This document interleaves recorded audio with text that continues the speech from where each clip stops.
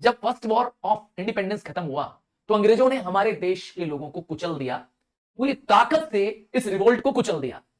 बहुत सारे popular leaders मारे गए या देश छोड़ के चले गए, जिसमें रानी लक्ष्मीबाई भी थी, नाना साहेब भी थे, तांत्या तोपे भी थे, ऐसे बहुत लीडर्स थे। इनकी शहादत, इनकी मृत्यु देश के लिए एक अमर जड़ी बूटी का काम कर गई। मतलब इनके मरने से देश प्रेम की नई आग जगी, नेशनलिज्म जगा, लोगों को अंग्रेजों के प्रति नफरत पैदा हो गई, लोगों को फ्रेंच रेवोल्यूशन के बारे में पता चला। वहां पर देशवासी ने अपने ही देश के किंग एंड क्वीन को मार डाला आजादी पाने के लिए। देश प्रेम की भावना जगाना, यही है इस चैप्टर का मकसद, ग्रोथ ऑफ नेशनलिज्म। जब नेशनलिज्म बात करते हैं तो आपसे कहते हैं कि जब इंडिया खेल रही होती है और इंडिया जीत रही होती है तो बहुत अच्छा लगता है कि नहीं? तो ये आपका देश के प्रति प्रेम है। अब कहीं ये न्यूज आ जाए कि चाइना ने इंडिया में अटैक कर दिया है, चाइना ने इंडिया बॉर्डर्स को कब्जा करना शुरू कर दिया है, आपका खून खौल जाता है, आपका मन करता है कि अभी निकल जाऊं और मार के भून दूं सारे उन चाइनीज सोल्जर्स को। क्या कहते हैं? तो ये सब आपके अंदर कंट्री के प्रति, भारत मां के प्रति देश प्रेम है। So nationalism is a kind of feeling of pride and belongingness towards the nation. देश आपका है, इस पर आप गर्व करते हैं, सैल्यूट करते हैं। और आप तो जानते हैं, मैं हर बार बोलता हूं जय हिंद। तो वी रिस्पेक्ट अवर मदरलैंड। ये देश प्रेम हमारे अंदर कहां से आया? तो मैंने कहा, जब अंग्रेजों ने हम पर अत्याचार किया, जितना हमें सताया, उतना हम अंग्रेजों के खिलाफ एकजुट हो गए। हम सब भारतवासी, इमेजिन करिए, हम बात कर रहे हैं लगभग 150 साल पुरानी बात कर रहे हैं। तो अंग्रेजों ने हमें रिवोल्ट में दबा दिया, कुचल दिया अपनी पूरी सेना के साथ, पर हम इंडियंस उतना ही तैयार होकर के, उतना ही तेजी से अंग्रेजों से लड़ने के लिए तैयार हो गए। तो नेशनलिज्म का जन्म वहीं से हुआ। फ्रेंच रेवोल्यूशन आया, हमने सीखा कि अंग्रेजों को कैसे लड़ाई लड़नी है, कैसे देश को एकजुट करना है। सोशल रिफॉर्म मूवमेंट्स आए, हमारे देश में जो कमियां थी, जो हमारे सोसाइटी में कुछ कल्चर में कुछ कमियां थी, हमने इसको दूर किया।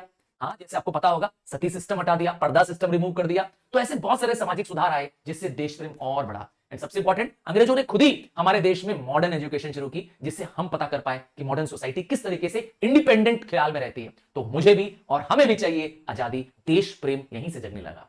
अब नेशनलिज्म की एक प्रॉपर डेफिनेशन, तो nationalism is feeling of oneness and common consciousness. एक होना, हम सब एक हैं, हमारे सब के अंदर एक भारतीयता है। यह फीलिंग तब आती है जब कोई लोग सेम टेरिटरी में रहते हैं, उनका हिस्ट्री सेम है, उनका पॉलिटिकल और कल्चरल बैकग्राउंड सेम है, और सबसे इंपॉर्टेंट है उनके अंदर जो वैल्यूज हैं, जो कल्चरल वैल्यूज हैं, वो भी सेम है। ये सब हमको एक नेशन बनाता है, और नेशन में होता है नेशनलिज्म, देश प्रेम। अब क्या कारण थे कि हमारे देश में नेशनलिज्म ग्रो किया? मैंने कहा ना, इनका कारण अंग्रेज खुद है। हमारे देश में अगर अंग्रेज नहीं आए होते, मैं आपको बता रहा हूं, तो भारत छोटे छोटे छोटे छोटे राज्यों में बटा होता। हाँ, मैं सच कह रहा हूं, आपका इंडिया छोटा छोटा छोटा छोटा छोटा कई सैकड़ों देशों में होता। इंडिया ना होता अगर अंग्रेज नहीं आते। अंग्रेज आए, उन्होंने इन सारे छोटे छोटे छोटे राज्यों को, राजाओं को जीत लिया। तो कश्मीर से लेकर के कन्याकुमारी तक सब कुछ अंग्रेजों ने अपने कब्जे में कर लिया। पर हर जगह उन्होंने एक ही काम किया, वो था एक्सप्लॉइटेशन। तो उनकी तरफ से हमको सताया जाना, इंडिया को दबाया जाना, इकोनॉमिकली मतलब पैसों से हमें परेशान करना, आर्थिक रूप से भारत कमजोर हो गया। तो जितना उन्होंने सताया, उतना हमारे देश प्रेम बढ़ा। और जब हम आजाद हुए तो आपको पता ही है, पूरा भारत एक का एक अखंड मिल गया, एक का एक हमारे हाथ में आ गया। ये अंग्रेजों को हराने से, अंग्रेजों का विरोध करने से देश प्रेम पैदा हुआ। अब आते हैं इकोनॉमिक एक्सप्लॉइटेशन का क्या मतलब है, उसके अंदर क्या क्या हुआ। तो अंग्रेजों ने पीजेंट्स को, जो कि हमारे देश की जान है, हमारे किसान, हमारे अन्नदाता, हमारे पीजेंट्स, फार्मर्स, उनको अंग्रेजों ने बहुत सताया। अंग्रेज हमारे फार्मर्स का एक बड़ा हिस्सा, उनकी उपज का, उनकी ग्रोथ का एक बड़ा हिस्सा टैक्स के रूप में ले लेते थे। कहते थे हम लोग लगान चाहिए हमको, और अगर फार्मर्स नहीं दे पाते थे तो उनको वो मजबूर करते थे, फोर्स करते थे। यहां तक कि कई बार फार्मर्स को कर्ज लेना पड़ता था, मनी लेंडर से लोन लेना पड़ता था। अक्सर वो किसान जो थे परेशान रहते थे। मतलब ब्रिटिश सिस्टम में farmers were suffered the most. और भारत तो आपको मालूम ही है, कृषि प्रधान देश है, फार्मर्स का देश है। अब आया दूसरा रीजन, ये सब चल रहा है इकोनॉमिक एक्सप्लॉइटेशन के अंदर में। मतलब आर्थिक रूप से अंग्रेजों ने भारत के लोगों को बहुत परेशान किया, देश को नोच लिया। जो कभी देश कहा जाता था कि सोने की चिड़िया है, उसको कंगाल बना दिया। तो इस वजह से हम अंग्रेजों के दुश्मन हो गए, और हम अंग्रेज के दुश्मन हुए, हम सब दुश्मन हुए। तो हम सब का दुश्मन एक, वो है अंग्रेज। इसीलिए हम सब एक साथ उसके खिलाफ खड़े हो गए, क्योंकि दुश्मन का दुश्मन दोस्त होता है। हम सब दोस्त हो गए, भले हम अलग अलग जातियों में बटे थे, अलग अलग रिलीजन में बटे थे, पर हम सबका दुश्मन एक था, और वो था ब्रिटिश। तो हमने सब लोगों ने क्या कर दिया, आपस में देश प्रेम की भावना जग गई, क्योंकि हम सबको एक ही को हराना है, वो है अंग्रेज। आप वो चाहे कश्मीर में हम रहते हो, चाहे कन्याकुमारी में रहते हो, हम सबका दुश्मन एक ही था। उन्होंने आर्टिशियंस को, जो कि हमारे यहाँ क्राफ्टमैन होते हैं, भारत वैसे भी हैंडीक्राफ्ट के लिए, हाथ से बने, हथकरघा से बने लोगों के लिए फेमस है, तो हैंडीक्राफ्ट आप देख पाएंगे, हैंडीक्राफ्ट हमारे भारत की जान है, आज भी जान है। तो अंग्रेजों ने इन आर्टिशियंस को बर्बाद कर दिया, इन क्राफ्टमैन को बर्बाद कर दिया। कैसे? ब्रिटिश कंपनी आई, ईस्ट इंडिया कंपनी आई हमारे देश में ट्रेड करने, तो वो कंपनी हमारे इंडियन प्रोडक्ट्स को, रॉ मटेरियल को ले जाती कहां? इंग्लैंड। वहां पे बड़ी बड़ी टेक्सटाइल मिलती, तो यहां से रॉ मटेरियल चला जाता कहां पर? इंग्लैंड, और वहां से फिनिश प्रोडक्ट बनकर के यहां आता। तो हमारे आर्टिशियंस, हमारे क्राफ्टमैन उनसे मुकाबला नहीं कर पाते, क्योंकि उनके पास जो रॉ मटेरियल था वो तो ब्रिटिश के पास चला जा रहा था, और वहां से जो फिनिश प्रोडक्ट बन के आ रहा था मशीन वाला, वो सस्ता बन के आ रहा था। तो इसीलिए हमारे क्राफ्टमैन और आर्टिशियंस बर्बाद हो रहे थे। ये इसलिए भी बर्बाद होते हैं क्योंकि इनको सपोर्ट करने के लिए जो राजा हुआ करते थे पहले, वो भी नहीं रहे, क्योंकि अंग्रेजों ने राजाओं को खत्म कर दिया, किंगशिप खत्म कर दी, प्रिंसेस खत्म कर दिए। और क्या रीजन रहा है? हमारे यहां उस समय जो काम करने वाले लोग थे, जो वर्किंग क्लास के लोग थे, वो टोटली डिपेंडेंट थे ब्रिटिश पे, क्योंकि उस समय जो बड़ी बड़ी फैक्ट्रियां थी भी, उन फैक्ट्रियों के मालिक कौन थे? अंग्रेज, और वो इंडियन वर्कर्स को बहुत एक्सप्लॉइट करते थे। ब्रिटिशर्स के लिए तो उन लोग के पास अच्छी फैसिलिटीज थी, पर इंडियन वर्कर्स को वो अंडर पेड रखते थे, अंडर फेड रखते थे, ना प्रॉपर सैलरी देते थे, ना प्रॉपर खाना या अच्छे काम का माहौल नहीं देते थे, एक्सप्लॉइट करते थे हमारे वर्कर्स को।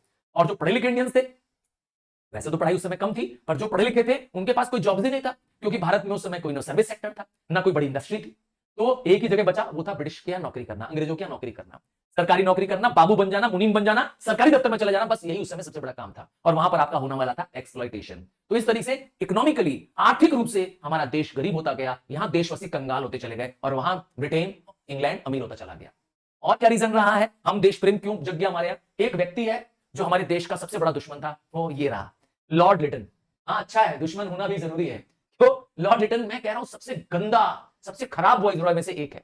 इसलिए दिखा रहा हूं इसको, क्योंकि इसकी वजह से हमारे अंदर देश प्रेम और जगह, भारत में भारतवासी एक हो गए, क्योंकि इसके द्वारा रिप्रेशन चलाया गया, रिप्रेसिव पॉलिसी चलाया गया, दमन किया गया, हमें कुचला गया, हमें दबाया गया लॉर्ड रिपन द्वारा। क्या क्या हुआ आइए देखिए। लॉर्ड रिपन की जो पॉलिसीज थी, वो उनमें सबसे बड़ी पॉलिसी एक ये है, इस सीन को देखिए, ये क्वीन विक्टोरिया को एम्प्रेस ऑफ इंडिया डिक्लेयर कर दिया लॉर्ड लिटन ने, और एक दिल्ली दरबार सजाया, मतलब एक बड़ा सा दरबार लगाया, जहां पे रानी का क्या होगा? स्वागत होगा, और लाखों रुपए इस पे खर्चे कर देंगे। एक सीन पे आप देख पाएंगे। और जबकि उस समय, जिस समय यह चल रहा था, मतलब जिस समय रानी को एम्प्रेस ऑफ इंडिया घोषित किया गया था, दिल्ली दरबार लगाया गया था, उस समय भारत में लाखों लोग मर रहे थे, देश में बहुत बड़ा अकाल आया था, फैमाइन आया हुआ था। तो देशवासियों की मदद नहीं की जा रही थी, जो भूख से मर रहे थे, प्यास से मर रहे थे, बल्कि लाखों रुपए बर्बाद कर दिए गए इस इवेंट को करने में, दिल्ली दरबार सजाने में, रानी को खुश करने में, queen of India, empress of India घोषित करने में। और क्या किया लॉर्ड लिटन ने? मैंने कहा ना, लॉर्ड लिटन का रिप्रेशन हमारे लिए और फायदेमंद हुआ, हम लोग और एकजुट हो गए, अब हमारे अंदर जो आ गया अंग्रेजों के प्रति और बढ़ जाएगी। लॉर्ड लिटन ने कई और रिप्रेसिव पॉलिसीज लगाई, जैसे उन्होंने वर्नेकुलर प्रेस एक्ट पास किया। इसमें क्या था कि जो लोकल लैंग्वेज होती है, उसे कहते हैं वर्नाकुलर, तो लोकल लैंग्वेज में जो न्यूज़पेपर छपते थे, उनमें उनमें कोई भी ऐसी न्यूज नहीं छपनी चाहिए जो ब्रिटिश गवर्नमेंट के खिलाफ हो। अगर कोई न्यूज़पेपर ऐसी न्यूज छापता है, तो उस न्यूज़पेपर को क्या कर लिया जाएगा? जब्त कर लिया जाएगा। तो इंडियंस को इंडिया में ही न्यूज लिखने की परमिशन नहीं थी, लोकल लैंग्वेज में आप न्यूज नहीं लिख सकते, कोई ऐसा मटेरियल नहीं लिख सकते हैं जो ब्रिटिश गवर्नमेंट के खिलाफ है। मतलब सच मत लिखो, झूठ लिखो, अंग्रेज मार रहे हैं इंडियंस को, सता रहे हैं इंडियंस को, जेलों में ठूस रहे हैं, लाठीचार्ज कर रहे हैं, तुम मत लिखो। तो सोचिए, प्रेस और मीडिया की आजादी छीन ली अंग्रेजों ने। ध्यान दीजिएगा, ये बहुत बुरा लगा इंडियंस को, बहुत तकलीफ हुई इंडियंस को।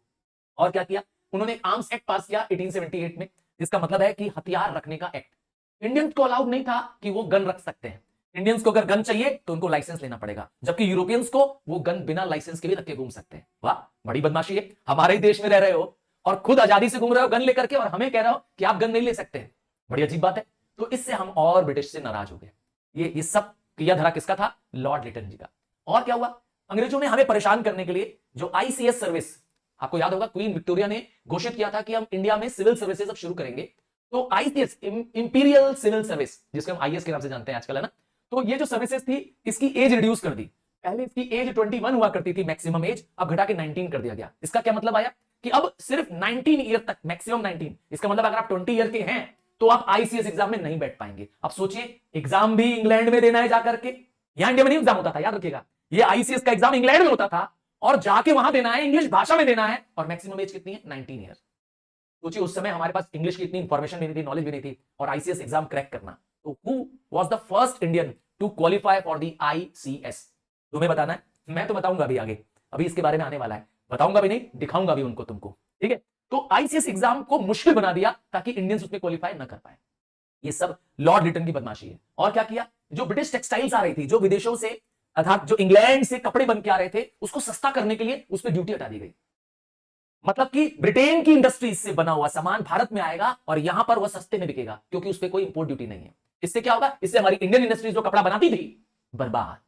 तो हर तरह से अंग्रेज क्या कर रहे हैं, हमारा एक्सप्लॉइटेशन। ये सब लॉर्ड रिपन उनमें से एक बड़े जिम्मेदार आदमी है। एक अच्छा काम लॉर्ड रिपन करने जा रहे थे। लॉर्ड रिपन आप देख पाएंगे एक अच्छे वॉइसरॉय आए थे, पर जानते हैं अच्छे लोगों की कदर कहां है, अच्छे लोगों को कोई रहने नहीं देता है कि नहीं है। तो लॉर्ड रिपन जब वॉइसरॉय बने तब सीपी इल्बर्ट, ये एक law member of the council है, जो वॉइसरॉय काउंसिल होता है उसके एक मेंबर है, नाम है सीपी इल्बर्ट। इन्होंने एक बिल प्रपोज किया, इन्होंने बिल बनाया, नाम रखा इसका इल्बर्ट बिल, अपने नाम से ही है इल्बर्ट बिल। ये बिल 1883 में इन्होंने बनाया। क्या था इस बिल का मकसद, इस बिल का मकसद था कि जो इंडियन अगर जज बन जाते हैं, इंडियन मजिस्ट्रेट जो बन जाते हैं, वो भी इंडियंस पर और यूरोपियंस पर दोनों पर इक्वली मुकदमा चला सकते हैं। इसका मतलब हमारे जो इंडियंस जज बनेंगे या जज बनते थे उस समय, उनको अधिकार था कि वो यूरोपियंस पर भी अपना फैसला सुना सकते हैं। इससे क्या होगा, इससे इक्वलिटी की फीलिंग आएगी, that Indians and Britishers are both equals. क्योंकि इंडियन जजेस भी अब ब्रिटिश अगर कोई गलती करता है, ब्रिटिश लोग अगर कोई गलतियां करते हैं भारत में, तो उस पर सजा दे सकता है। क्या होगा, नहीं, ये ब्रिटिशर्स कानून पास होने ही नहीं देंगे। सारे ब्रिटिशर्स एकजुट हो जाएंगे क्योंकि उनको लगा कि इंडियन तो हमसे गुलाम है, ये हम पे न्याय करेंगे, ये हम पे फैसला सुनाएंगे। नहीं नहीं नहीं, ऐसा होने नहीं देंगे। और इसके अगेंस्ट उन्होंने बनाया डिफेंस एसोसिएशन, मतलब इसका विरोध करने के लिए उन्होंने एक ऑर्गेनाइजेशन बनाई और यह बिल पास नहीं होने दिया। इसीलिए इसका कई बार नाम आया इल्बर्ट बिल कंट्रोवर्सी। इससे पता चल गया कि अंग्रेज दोगले हैं। वो कहते अच्छा अच्छा है, पर कभी भी भारत के वासियों को बराबरी का अधिकार नहीं देते थे। वो कभी भी इंडिया को लेवल प्लेइंग फील्ड नहीं देते थे, अपने बराबर कभी मानते ही नहीं थे। हमेशा मानते थे कि वो सुपीरियर है, ब्रिटिशर सुपीरियर है और हम इंडियंस नीचे हैं, और हमेशा हमें दबा के रखते थे। ये पता चलता है क्योंकि उनका कहना था कि हमारे पास स्पेशल प्रिविलेज है, हम रेशियली इंडिया से सुपीरियर है। ये अंग्रेजों का सोचना था उस जमाने में।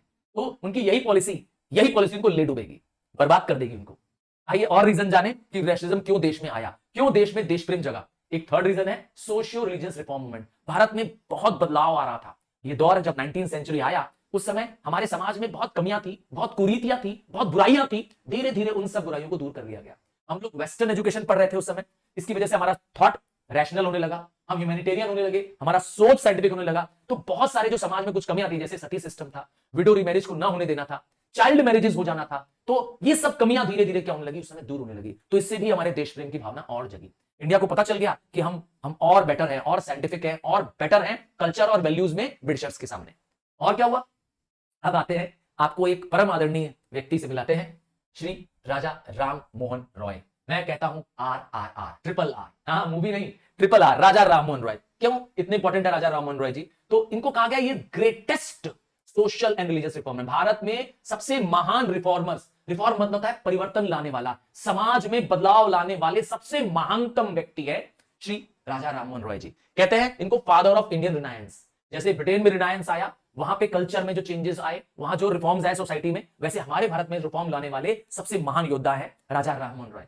तो आइए इनके बारे में थोड़ा जाने, राजा राम मोहन जी के बारे में जाने। राजा राम मोहन रॉय ने सारे धर्मों को एक करने की भावना कही। याद रखिएगा ये सारे रिफॉर्मर्स हाईली लर्नेड है, मतलब बहुत ही क्वालिफाइड है। स्वयं राजा राम मोहन रॉय जी ने बाइबल पढ़ा, और बाइबल पढ़ने के लिए उन्होंने हिब्रू भाषा पढ़ी। सिर्फ बाइबल पढ़ा नहीं, ग्रीक और हिब्रू भाषा पहले लर्न की, समझी कि हिब्रू भाषा क्या होती है, ग्रीक, और फिर ओरिजिनल बाइबल को पढ़ा। उन्होंने कुरान पढ़ा, पर्शियन भाषा सीखी ताकि कुरान पढ़ सके, उन्होंने संस्कृत सीखा ताकि हम गीता को पढ़ सके, ताकि रामायण को पढ़ सके। तो उन्होंने रिलीजियस स्क्रिप्टर्स, सारे धार्मिक ग्रंथ स्वयं राजा राम मोहन जी ने पढ़े, और उन्होंने निष्कर्ष निकाला। क्या निकाला? कि सारे धर्मों में एक भावना है, सारे धर्मों में कहा गया है कि ईश्वर एक है, God is one and we have to have a true devotion to the God. ईश्वर की सच्ची भक्ति करनी है, दिखावा नहीं करना है, रिचुअलिज्म नहीं करना है। ये कहना था राजा राम मोहन। उन्होंने सारे स्क्रिप्चर्स को पढ़ के बताया। उन्होंने एक किताब लिखी, देखिए बहुत ही नॉलेज वाले, बहुत ही ज्ञानी व्यक्ति थे, बताइए इतनी लैंग्वेजेस को जानने वाले थे। उन्होंने एक पर्शियन भाषा में बुक लिखी, गिफ्ट टू मोनोथीस्ट। मोनो मतलब सिंगल, थीस्ट मतलब होता है वर्शिप, तो worship to only one God.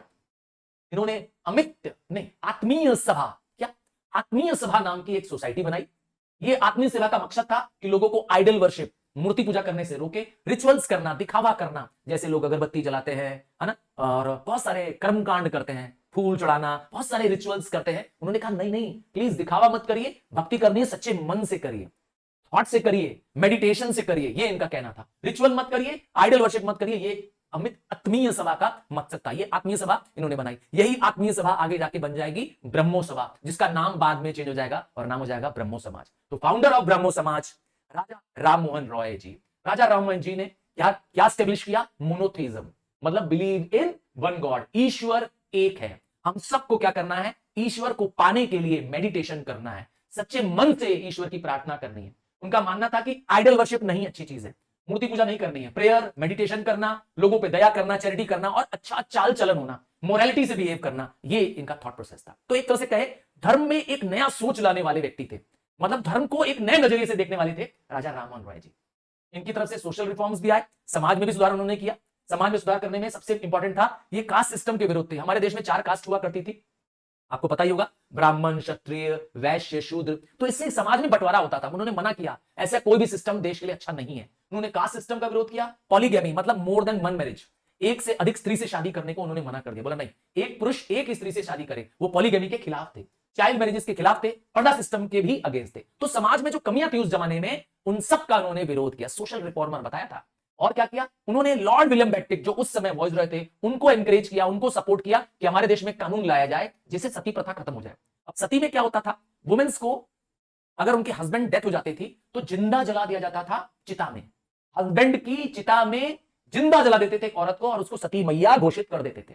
तो इसको रोका गया, इस प्रथा को उन्होंने रोका। कैसे? कानून बना करके, बैन ऑफ सती, सती को इलीगल घोषित कर दिया लॉर्ड विलियम बेंटिक जो उस समय गवर्नर जनरल थे।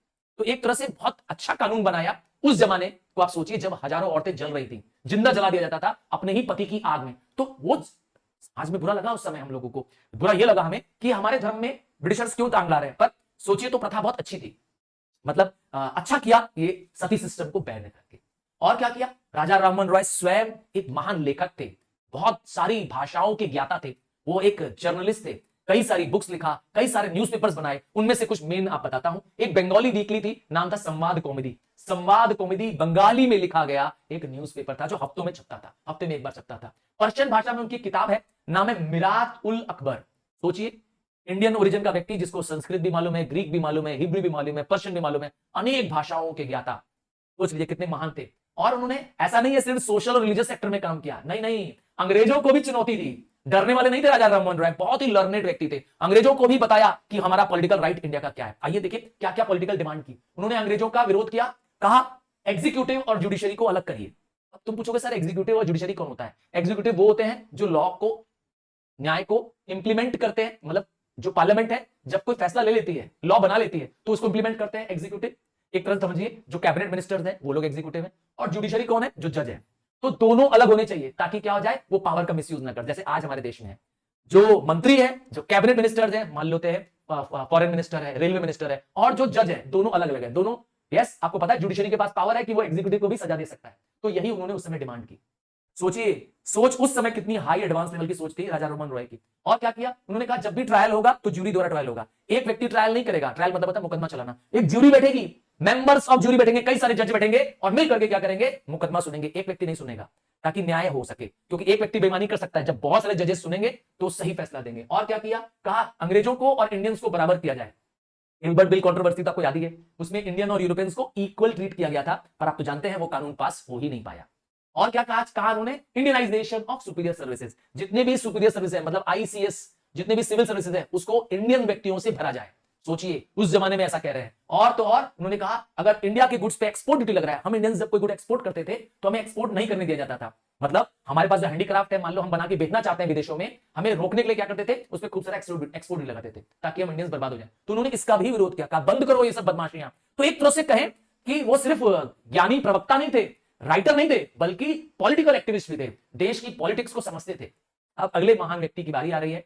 अच्छा, मैं आपको बहुत सारे उनके कहते हैं कॉन्ट्रीब्यूशंस बता रहा हूं, आपको कोशिश करना है 3 तक याद करना है, मैक्सिमम 3, उससे ज्यादा मत करिए।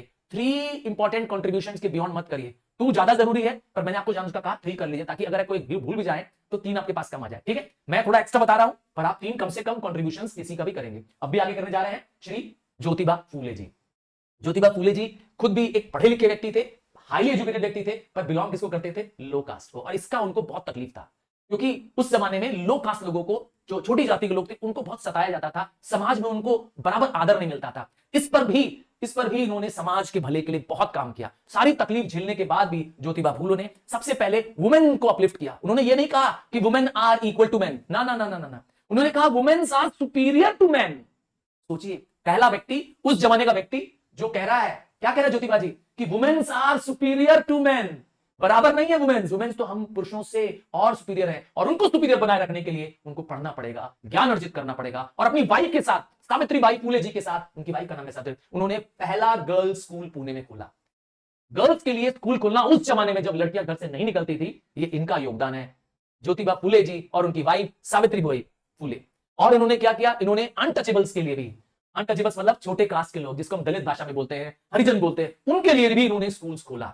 ऑर्फन्स के लिए स्कूल खोले, पहला प्राइवेट ऑर्फनेज वुमेन्स विडोज के लिए, जो विधवा औरतें थी, जिनको लोग घर से निकाल देते थे उस जमाने में, है ना, क्योंकि उनके पति मर जाते थे तो औरतों पे बहुत अत्याचार होता था, उनका एक अनाथ आश्रम खोला। सोचिए, औरतों को क्या करने के लिए, रिस्पेक्ट दिलाने के लिए समाज में, उनके लिए स्कूल्स, उनके लिए अनाथालय, और विडो रिमैरिज का उन्होंने पुरजोर सपोर्ट किया कि विधवाओं की शादी होनी चाहिए ताकि वो पुनर्जीवन जी सके, फिर से नए परिवार में जाएं। क्यों, उनका अधिकार नहीं है औरतों का बराबर जीने का? अरे पति मर गया, उसका क्या दोष है, उसकी कोई गलती थोड़ा है। तो पहले जमाने में औरतों के साथ बड़ा अन्याय होता था, इसका इन्होंने विरोध किया। तो एक तरह से बहुत महान सोशल लीडर थे ज्योतिबा फूले।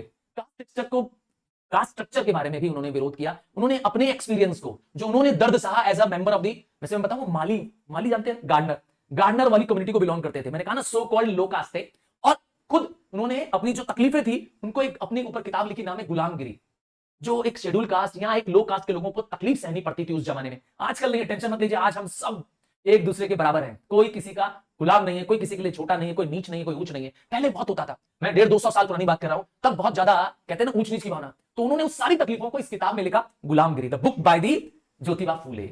तो समाज के लोगों को बराबर न्याय दिलाना, और खास करके शेड्यूल कास्ट के लोगों को, लोअर कास्ट के लोगों को जो समाज में दबाए कुचले गए हैं, उन्होंने एक संस्था बनाई, सत्य शोधक समाज, 1873 में सत्य शोधक समाज, ताकि वो लोग जो सोशल जस्टिस नहीं पाए हैं, जिनके साथ सामाजिक न्याय नहीं हुआ है, किनके साथ नहीं हुआ है, वो पीपल जो lower caste of the society को बिलोंग करते हैं, वीकर सेक्शन ऑफ सोसाइटी के लोगों को, समाज के दबे कुचले लोगों को समाज में उत्थान देना, समाज में न्याय दिलाना, यह था सत्य शोधक समाज। सोचिए कितने महान लीडर थे ज्योतिबा फूले। तो इस तरह से देश के बड़े बड़े रिफॉर्मर्स आए। तो इन रिफॉर्मर्स का हमारे देश के नेशनलिज्म में, ग्रोथ ऑफ नेशन में क्या योगदान था, आइए इसको भी समझते हैं। मतलब जो रिफॉर्म मूवमेंट्स आए, इतना सती सिस्टम हटा, विडो रिमैरिज की परंपरा शुरू हुई, है ना, बहुत सारी चीजें आई, तो इसका क्या इंपैक्ट पड़ा हमारे देश के प्रेम पे। पहला इंपैक्ट देखिए, स्वामी दयानंद जी को देखते हैं। स्वामी दयानंद, स्वामी विवेकानंद, इन्होंने भारत को महान बताया। स्वामी दयानंद जी ने तो यह साबित कर दिया कि Indian culture back to Vedas, हमारा कल्चर दुनिया में सबसे सुप्रीम है। इन्होंने हमें बताया, हमें याद दिलाया, हम भारतवासियों को, कि अरे हम अंग्रेजों के सामने क्यों झुक रहे हैं, हम तो अंग्रेजों से कई गुना सुपीरियर हैं, हमारा धर्म, हमारा समाज, हमारा ज्ञान अंग्रेजों से कई गुना सुपीरियर है। तो ये वैल्यू, ये कॉन्फिडेंस इन दोनों महान लीडरों ने दिया। आपको दर्शन कराते हैं स्वामी दयानंद सरस्वती का। स्वामी दयानंद सरस्वती इतने महान लीडर थे कि इन्होंने स्वयं घोषित किया, इंडिया फॉर इंडियंस, मतलब भारत हम भारतीयों का है, यह नारा देने वाले व्यक्ति हैं स्वयं स्वामी विवेकानंद जी, दयानंद जी। और इन्होंने एक और नारा दिया, एक स्लोगन और दिया था, स्वराज। पहला व्यक्ति, भारत का पहला लीडर, सोशल लीडर क्या था, स्वराज का नारा था। मतलब इससे पहले स्वराज हमें पता ही नहीं था कि क्या होता है। The first word Swaraj, that is अपना राज्य, हमें अपना राज्य चाहिए, यह कहने वाले व्यक्ति स्वयं दयानंद सरस्वती थे। उन्होंने अंग्रेजों को चैलेंज किया, और क्या सिखाया, इन रिफॉर्मर्स ने हमें सिखाया कि औरतों को भी बराबर अधिकार दीजिए। अब इससे फायदा क्या मिला, औरतें नेशनल मूवमेंट में पार्टिसिपेट करने लगी। अब वो औरतें सिर्फ घर में नहीं रहेंगी, अब वो औरतें भी क्या है, हमारे बराबर है, मर्दों के बराबर है, वो भी क्या करेंगे, नेशनल मूवमेंट में पार्टिसिपेट करेंगी। हमारे भारत में क्योंकि लो कास्ट के लोगों को भी सपोर्ट किया गया, तो उनके अंदर भी देश प्रेम जगा और ब्रदरहुड की भावना आई। तो एक तरह से पूरे भारत में क्या हुआ, एक नई क्रांति, एक नया देश प्रेम जग गया इन सब रिफॉर्मर्स की वजह से। आइए, प्रेस का क्या रोल है देश प्रेम जगाने में। हाँ, प्रेस बहुत इंपॉर्टेंट रोल प्ले करती है। आज भी आप और मैं बहुत कुछ जानते हैं हमारी गवर्नमेंट के बारे में, कैसे गवर्नमेंट काम कर रही है। फॉर एग्जांपल आज का करंट सिनेरियो का बात करो तो आज फॉर एग्जांपल मोदी गवर्नमेंट काम कर रही है या एनडीए गवर्नमेंट काम कर रही है, तो हमें उनके काम के बारे में कैसे पता चलता है, कैसे पता चलता है, न्यूज के द्वारा। तो उस जमाने में तो टेलीविजन हुआ नहीं करते थे, तो न्यूज़पेपर, प्रेस बहुत इंपॉर्टेंट रोल है। देखिए कुछ पुराने न्यूज़पेपर का नाम है, अमृत बाजार पत्रिका, the Bengali, the Tribune, the Pioneer, the times of India. हाँ, टाइम्स ऑफ इंडिया आज भी आप लोग के घर में आ रहा होगा। तो ये सब न्यूज़पेपर्स उस जमाने में जब चलते थे तो वो हमें इन्फॉर्म करते थे। क्या रोल था इनका, ये देखिए किस तरीके से इन्होंने देश प्रेम जगाया। रोल ऑफ न्यूज़पेपर बड़ी इंपॉर्टेंट टॉपिक है। तो न्यूज़पेपर से हमें पता चला पेट्रियोटिज्म की भावना, न्यूज़पेपर से पता चला liberal ideas of liberty, ideas of freedom, equality. तो ये देश प्रेम की भावनाओं का जो लेख लिखा होता था न्यूज़पेपर में, यह पढ़ के हम भारतवासी और जाग गए। हमको पता चल गया कि लिबर्टी, फ्रेटर्निटी, इक्वालिटी का क्या मतलब है, क्योंकि न्यूज़पेपर में लिखा होता था। इससे हमारे देश में क्या हो गई, कहते हैं ना, और नई जानकारियां मिली। और क्या हुआ, प्रेस हर दिन क्या करती थी, ब्रिटिश सरकार की जो विरोध होता था, ब्रिटिश सरकार के जो कुकर्म होते थे, ब्रिटिश सरकार के क्रिटिसिज्म को लिखती थी। आज अंग्रेजों ने यहां 10 भारतीयों को मारा, आज अंग्रेजों ने यहां 10 इंडियन को शूट किया, आज इतने इंडियंस को जेल में बंद कर दिया। आप सोचिए, ऐसी न्यूज अगर पेपर में छपेगी तो हम इंडियंस का खून खौलेगा कि नहीं? हाँ, हमारा मन नहीं करेगा, अंग्रेजों को छोड़ेंगे नहीं जो हमारे भारतवासियों को सता रहा है। तो ये डेली क्रिटिसिज्म से देश प्रेम और जगह। हम रोज न्यूज़पेपर में पढ़ते थे हमारे इंडिया पे जो अंग्रेज अत्याचार करते, हमारे इंडियन भाई बहनों पर उनकी जो अत्याचार चल रहा था, देश प्रेम और जगता गया और बढ़ता गया। और तो और जब न्यूज़पेपर एक माध्यम बन गया, एक मैसेज करने का, एक्सचेंज ऑफ इंफॉर्मेशन, क्योंकि जो बंगाल में छप रहा है वो पंजाब में छप रहा है, जो राजस्थान में छप रहा है, अलग अलग जगहों के न्यूज एक्सचेंज मिलने लगा, अलग अलग समाज के लोग, अलग अलग धर्मों के लोग की आइडियाज की इंफॉर्मेशन पेपर में छपने लगी, तो हम उनके बारे में भी जानने लगे। तो हमारे बीच में एक अच्छा क्या बनने लगा, एक्सचेंज ऑफ ओपिनियन आने लगा। और सबसे इंपॉर्टेंट चीज, हमें पता चला, हम भारतीयों को पता चला कि दुनिया में भी क्या चल रहा है, क्योंकि न्यूज, वर्ल्ड न्यूज भी आती है पेपर में। अमेरिका में क्या चल रहा है, तो जापान में क्या चल रहा है, तो फ्रेंच रेवोल्यूशन में क्या हुआ, फ्रेंच लोगों ने कैसे अपने ही शासक को, अपने ही राजा रानी को कुचल डाला, मिलकर के खत्म कर डाला फ्रेंच रेवोल्यूशन में। ये हमने उनसे सीखा। तो जो स्पिरिट ऑफ फ्रीडम है, लिबर्टी, फ्रेटर्निटी, इक्वालिटी, ये सब भावना छपी थी पेपर में। तो इंडियंस को पता चला पूरे वर्ल्ड में क्या चल रहा है। हमने देखा कि अरे वर्ल्ड आजाद चल रहा है और इंडिया गुलाम चल रहा है, हम तो होने नहीं देंगे। तो इंग्लैंड का विरोध करना हमने, और देश प्रेम, कह रहे ना, दिन पर दिन देश प्रेम बढ़ता चला गया। आइए एक बड़ी ऑर्गेनाइजेशन के बारे में जाने जिसने भारत को आजाद कराने में बहुत इंपॉर्टेंट रोल प्ले की। हम इसको कहते हैं इंडियन नेशनल कांग्रेस। तो कैसे बनी ये कांग्रेस, इसके कुछ प्रीकर्सर्स हैं, अर्थात इंडियन नेशनल कांग्रेस बनने से पहले क्या हुआ। तो सबसे पहली पॉलिटिकल जो हमारे देश में पार्टी थी, या एक ऐसी संस्था जो सबसे पहली पॉलिटिकल पार्टी थी, उसका नाम था लैंड होल्डर्स सोसाइटी। ये कलकत्ता में बनाई गई थी। हालांकि ये लैंडलॉर्ड्स द्वारा बनाई गई सोसाइटी थी, बहुत ज्यादा समय तक चली नहीं, बट इसके बाद और कई सारी सोसाइटीज बनी। पर हम आपको डिस्कस करेंगे most important associations which led to the formation of the Indian National Congress. Indian National Congress वही पार्टी है जिसमें आज भी कांग्रेस पार्टी जिसके नाम से जानते हैं, ठीक है ना। तो सबसे पहले आई East India Association, founder Dadabhai नेहरूजी। दादाभाई नेहरूजी was the first Indian to become the member of the House of Commons in Britain। सोचिए, भारत के नागरिक हैं, एक प्रोफेसर ऑफ मैथमेटिक्स है एफेल्स्टन कॉलेज में। अब कॉलेज का प्रोफेसर है और वो ब्रिटेन में जाता है और वहां जाकर क्या करता है, वहां के पार्लियामेंट का इलेक्शन जीत जाता है। सोचिए कितने महान होंगे, कितने ज्ञानी थे दादाभाई नेहरू जी। कई बार इनको प्यार से बोलते हैं the grand old man of India. तो दादाभाई नेहरू जी ने इंग्लैंड में वहां बनाया ईस्ट इंडिया एसोसिएशन। क्यों, लंदन में क्यों बनाया 1866 में, ताकि वहां के लोगों को, ब्रिटिश नागरिकों को और ब्रिटिश मेंबर ऑफ पार्लियामेंट को पता चले कि हम भारतीयों के साथ क्या हो रहा है। मतलब हम भारतीयों का दर्द, हमारी तकलीफें अंग्रेजों को बताना वो चाहते थे। एक्चुअली में दादाभाई नेहरू जी ये विश्वास रखते थे कि अंग्रेज को अगर बताएं, अंग्रेजों को उनकी गलतियां बताएं, तो हो सकता है वो सुधर जाए। यहां पे दादाभाई नेहरू जी थोड़े से मिस्टेकन है। वो इतने दुष्ट है अंग्रेज कि इनके प्यार भरी बातों से समझने वाले नहीं है। दादाभाई नेहरू जी एक मॉडरेट नेशनलिस्ट थे जो अंग्रेजों पर बिलीव करते थे। इनका मानना था कि इंडियंस की तकलीफ, इंडियन की प्रॉब्लम्स, ग्रीवेंसेस अगर ब्रिटिश को पता चलेगी, ब्रिटिश मेंबर ऑफ पार्लियामेंट को पता चलेगी, क्योंकि ब्रिटिश पार्लियामेंट ही हमारे देश को गवर्न कर रही थी, तो हो सकता है कि वो क्या करें, हमारी बातें सुने, हमारी तकलीफें सुने। बट मैंने बताया ऐसा होगा नहीं। दूसरा ऑर्गेनाइजेशन जो बना, जो आगे जाकर के कांग्रेस बनाने में मदद करा, पहला East India Association Dadabhai Nehru ji का, और दूसरा इंडियन एसोसिएशन श्री सुरेंद्रनाथ बनर्जी द्वारा। क्यों श्री लगा रहा हूं आप समझ सकते हैं, इतने महान व्यक्ति हैं, जितना नमन कर सकूं कम होगा। आप इनके बारे में पढ़ेंगे तो आपको लगेगा, चौंक जाएंगे कि इतना महान व्यक्ति, इतना सौम्य, इतना सज्जन व्यक्ति, इतना इंटेलिजेंट व्यक्ति, first Indian to qualify for the ICS, Shri Surendranath Banerjee. इनको मजिस्ट्रेट बनाया गया आसाम का, और उन्हें अपने पद को, चाहते तो लालची बने रहते, बैठे रहते पद पे, इतने बड़े पोस्ट पे, मजिस्ट्रेट है, उस जमाने में मजिस्ट्रेट है, अंग्रेजों के जमाने में। सोचिए, अंग्रेजों के तलवे चाटते रहते, बोले ना, लात मार दिया अपनी पोस्ट को, क्योंकि वो रेशियल डिस्क्रिमिनेशन हो रहा था, वो unjust policies of the British का विरोध करना चाहते थे। तो हाईली इंटेलिजेंट पर्सन, इतने नॉलेज वाले व्यक्ति, उन्होंने छोड़ दिया अंग्रेजों को, छोड़ दिया उनकी नौकरी, और देश प्रेम के लिए एकजुट हो गए। बुलाया इन्होंने, देखिए एक संस्था बनाई, क्या है, इंडियन एसोसिएशन। इसका मकसद था कि जितने भी देश भर में ज्ञानी लोग हैं, लॉयर्स हैं, प्रोफेशनल्स हैं, मिडिल क्लास के पढ़े लिखे लोग हैं, सबको बुलाओ, सबकी एक संस्था बनाओ। नाम रखा इंडियन एसोसिएशन। क्यों, क्या करेगी ये संस्था, क्यों बनाया सुरेंद्रनाथ जी ने, ताकि लोगों के अंदर एक पब्लिक ओपिनियन पैदा किया जा सके, लोगों का एक मत, एक विचार भारत के बारे में पैदा किया जा सके, ताकि हम सरकार को बता सके। और क्या करना चाहते थे, भारत के लोगों को एकजुट करना चाहते थे, क्योंकि लोग धर्म के नाम पर, जाति के नाम पर, हिंदू मुसलमान के नाम पर बटे हुए थे, उन सबको क्या करना चाहते थे, एकजुट। क्योंकि ज्ञानी व्यक्ति होता है, वह इन सब लड़ाइयों से दूर होता है। उसको हर एजुकेटेड व्यक्ति, हर पढ़ा लिखा ज्ञानी व्यक्ति क्या करता है, इस छोटी मोटी झगड़ों से ऊपर उठ करके देश प्रेम आपस में सहयोग की भावना से काम करता है। ये वो चाहते थे कि promotion of friendly relation between Hindus and Muslim हो जाए और आम जनता पार्टिसिपेट करे, जन जन का क्या हो, आंदोलन हो। हम अकेले सिर्फ पढ़े लिखे लोग जाएंगे अंग्रेजों के सामने तो काम नहीं चलेगा। सब मासेस को, हर एक बच्चा, हर एक व्यक्ति, हर एक नागरिक अगर अंग्रेजों का विरोध करेगा तो अंग्रेजों की हिम्मत नहीं है हमारे देश को रूल कर सके। तो ये उनका एक मेन ऑब्जेक्टिव था। अच्छा, जो ऑब्जेक्टिव बता रहा हूं ध्यान से सुनिएगा, ये ऑब्जेक्टिव आगे जाके कांग्रेस का ऑब्जेक्टिव बन जाएगा। इंडियन नेशनल कांग्रेस का ये ऑब्जेक्टिव बन जाएगा। क्या इस संस्था ने कुछ किया भी कि इतना सिर्फ नाम लिया इंडियन एसोसिएशन का? नहीं नहीं, बहुत काम किया। इस संस्था ने कई बार मूवमेंट लॉन्च किए, कई बार एजिटेशन लॉन्च किया, विरोध के मार्च निकाले, जिनमें उन्होंने अंग्रेजों द्वारा Licence Act, Arms Act, Vernacular Press Act, इन सब का इन्होंने विरोध किया, मोर्चे निकाले और अंग्रेजों के छक्के छुड़ा दिए। एक जगह जब उन्होंने एज रिड्यूस की थी आईसीएस की, इसका भी विरोध किया। आपको पता है बाद में अंग्रेजों ने एक्सेप्ट भी कर लिया इसको। तो एक तरह से कहे बहुत बड़ा अचीवमेंट था इंडियन एसोसिएशन के लिए।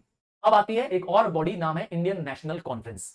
ये एक मीटिंग है, ये एक मूवमेंट है जो अगेन सुरेंद्रनाथ बनर्जी बुलाएंगे। इस मूवमेंट को बुलाया सुरेंद्रनाथ बनर्जी ने कोलकाता में। क्या मकसद था कि सारे इंडिया के जो वेलफेयर सोचने वाले लोग हैं, जितनी भी ऑर्गेनाइजेशंस हैं, वो सब एक बैनर के नीचे, एक छत के नीचे, एक पर्पस के लिए जुट जाए। सबका मकसद एक है, भारतवासियों को क्या करना, एकजुट करना, उनका एक पब्लिक ओपिनियन फॉर्म करना, और इसके लिए उन्होंने इसको बुलाया था।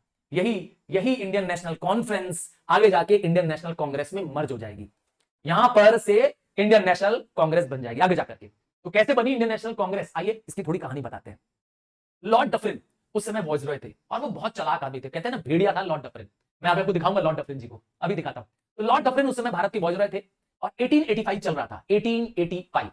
उन्होंने सोचा कि भारत के लोगों को अगर कंट्रोल करना है तो कोई एक ऐसी संस्था हो जो भारत में क्या चल रहा है, भारतवासियों के दिमाग में क्या चल रहा है, ये हमें पता चल जाए, ताकि अगर वो रिवोल्ट करे जैसे कि 1857 में किया था, उससे पहले हमें पता चल जाए और हम उनको कुचल दें। तो रिवोल्ट करने से रोक देंगे इंडियंस को। उनके मन को रिवोल्ट करने से पहले ही पकड़ लेना है, रिवोल्ट हो रहा है या होने वाला है, एक रिवोल्ट का फीलिंग पहले ही पता चल जाए, ताकि हम वहां इतना आगे बगावत होने ही न दें। ऐसा करना, ये चालाकी थी लॉर्ड डफरिन की। इन्होंने A.O. ह्यूम का लगाया, A.O. Hume, Allan Octavius Hume. ये कौन है? ये ब्रिटिश सिविल सर्वेंट है, ये एक रिटायर्ड सिविल सर्वेंट है। इनको फादर या फाउंडर ऑफ कांग्रेस माना गया, ये कांग्रेस के फाउंडर है। इन्होंने ही इंडियन नेशनल यूनियन बनाया। यहां से सुनिएगा नाम, इंडियन नेशनल यूनियन बनाया। इंडियन नेशनल यूनियन की मीटिंग बुलाई गई पुणे में, और पुणे में उस समय 1885 में प्लेग आया था। प्लेग जानते हैं एक महामारी होती है, तो वहां पे मीटिंग कैंसिल करके सडनली मीटिंग को मुंबई, बॉम्बे में टर्न कर लिया गया। मुंबई में पहली मीटिंग हुई कांग्रेस की, first meeting of the Indian national union, Congress नहीं, इंडियन नेशनल यूनियन हुई 1885 को। कहां पे हुई? मुंबई में। बुलाया गया था पुणे में, पर वहां पे प्लेग आया तो वहां से हटा करके मीटिंग को शिफ्ट कर दिया गया। कहां? मुंबई, बॉम्बे। और वहां पर पहली कांग्रेस के प्रेसिडेंट थे WC Banerjee, Umesh Chandra Banerjee, first president of the Indian National Congress. 72 delegates पूरे इंडिया भर से आए थे। अब ये कांग्रेस की मीटिंग 1885 में पहली मीटिंग हुई, पहला सेशन ऑफ द कांग्रेस हुआ, और उसके बाद हर साल कांग्रेस का एनुअल सेशन होता है, जिसमें देश भर के लीडर्स, कांग्रेस के लीडर्स इसमें आते हैं। पहले लीडर थे, ये स्वयं आप देखेंगे, WC बनर्जी। सेकंड लीडर बनने जा रहे हैं दादा भाई नेहरू जी। और दादा भाई नेहरू जी ने एक नेम प्रपोजल दिया, कहा कि ये जो यूनियन शब्द हटा दिया जाए, इंडियन नेशनल यूनियन नाम ना हो, नाम हो इंडियन नेशनल कांग्रेस। जी हाँ, ठीक, हाँ, इंडियन नेशनल कांग्रेस। उन्होंने इसका नाम चेंज करा दिया, और बाद में आज भी मैंने कहा ये नाम क्या है, इंडियन नेशनल कांग्रेस है। तो लॉर्ड डफरिन, मैंने बताया ना क्यों बनाया लॉर्ड डफरिन ने कांग्रेस को, क्यों प्रमोट किया, क्यों बढ़ावा दिया कि कांग्रेस बनाई जाए, एक ऐसी संस्था बनाई जाए जो ऑल इंडिया पार्टी हो। क्यों? Because he wanted it to act as a safety wall for popular discontent. मतलब अगर लोगों में डिसकंटेंट हो, नाराजगी हो, तो वो नाराजगी का क्या हो, ये कांग्रेस क्या करेगी, एक सेफ्टी वॉल का काम करेगी, उस नाराजगियों को दूर करने का काम करेगी, ताकि अंग्रेजों के विरोध में या रिबेलियन में लोग बगावत नहीं करेंगे, युद्ध नहीं करेंगे। अंग्रेजों के युद्ध को रोकने के लिए, बगावत को रोकने के लिए कांग्रेस को बनाया गया था। Safe guard the British interest, सिर्फ अपने फायदे के लिए बनाया था। पर बाद में क्या होगा जानते हैं? अंग्रेज यहां गलत साबित हो जाएंगे, यहां देश प्रेम हमारा क्या हो जाएगा, जाग जाएगा, क्योंकि हम इंडियन इसके मेंबर्स बन जाएंगे ना, तब उल्टा हो जाएगा। अभी बताऊंगा क्या। तो एम क्या है, ऑब्जेक्टिव्स क्या है कांग्रेस का, जो मैंने बताया, objectives of the Indian Association ही इसका ऑब्जेक्टिव है। फ्रेंड रिलेशंस डेवलप करना, लोगों के अंदर यूनिटी डेवलप करना, popular demand, public opinion develop करना, यही मैंने कहा था। इसलिए आप वो याद कर लीजिए, यहां लिख दी चलेगा। तो जब कांग्रेस के सेशंस बुलाए गए, तो सबसे पहला सेशन, कांग्रेस का पहला सेशन बुलाया गया 1885 में, WC Banerjee as a president थे। सेकंड सेशन बुलाया गया अगले साल, क्योंकि मैंने कहा था हर एक साल बाद एक सेशन होता है, तो 1886 सेकंड सेशन होगा। सेकंड सेशन के प्रेसिडेंट कौन बने? दादा भाई नेहरू जी। वैसे आपको बता दूं, दादा भाई नेहरू जी 3 बार कांग्रेस के प्रेसिडेंट बनेंगे। हाँ, 3 बार कांग्रेस के प्रेसिडेंट बनेंगे। और 23rd सेशन हुआ सूरत में। क्यों ये इंपॉर्टेंट है? सूरत सेशन में कांग्रेस में स्प्लिट हो जाएगी, कांग्रेस के लोग आपस में लड़ जाएंगे, और मॉडरेट्स और असर्टिव नेशनलिस्ट, मॉडरेट्स जिसको अर्ली नेशनलिस्ट कहा जाता है, और असर्टिव नेशनलिस्ट दोनों अलग हो जाएंगे, दोनों लड़ जाएंगे और जुदा हो जाएंगे। पहली बार कांग्रेस में बंटवारा हो जाएगा। 26th सेशन जब होगा 1911 में, जन गण मन, जो आज मैं और आप जन मन गाते हैं, वह पहली बार इसमें गाया गया, कांग्रेस के सेशन में गाया गया, जन गण मन जय हो, ठीक, हमारा नेशनल एंथम। 31st सेशन में क्या हुआ? ज्वाइंट सेशन बुलाया गया, जिसमें मुस्लिम लीग को बुलाया गया, और मॉडरेट्स और असर्टिव फिर से एक हो गए। बहुत इंपॉर्टेंट सेशन है, क्योंकि पहली बार सब एकजुट हो रहे हैं। 39th सेशन में क्या हुआ? महात्मा गांधी खुद यहां बेलगाम में हुआ था ये सेशन, खुद महात्मा गांधी पहली बार कांग्रेस को प्रिसाइड कर रहे थे, फर्स्ट टाइम। वैसे तो हरिपुरा सेशन भी इंपॉर्टेंट है, जहां पर हमारे सुभाष चंद्र बोस जी क्या करेंगे? कांग्रेस के प्रेसिडेंट बनेंगे और बाद में उसको रिजाइन भी कर देंगे।